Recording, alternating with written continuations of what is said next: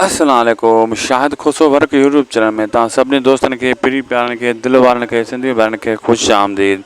दोस्तों अॼु रिव्यू कंदासीं मेगा सोप सीरियल पंहिंजा वेरी, जंहिंजा अचण वारा एपिसोड ज़बरदस्त सनसनीखेज़ थियण वारा आहिनि।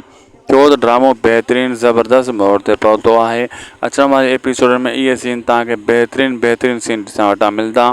छो त हाणे रावल वारा जॾहिं धक खाईंदा दिलावर वारा ऐं सांवर हिन खे बचाईंदो अकबर ख़ान जे हमले मां, ऐं पोइ हीअ मञदा त सांवर असां सां सचो आहे। अगरि सांवर जी सलाह ते हीअ न हले न दुब थी वञनि हा। अकबर ख़ान इन्हनि खे अहिड़ो दुप करे छॾे हा जो हीअ बसि ख़बर ई कंहिंखे न पवे हा। हीअ सांवर वॾी ट्रिक खेॾे इन्हनि खे बचाईंदो ऐं अकबर ख़ान जो हमिलो नाकाम थींदो ऐं अकबर ख़ान पोइ पंहिंजे इन गद्दार वाठे खे बि पूरो कंदो।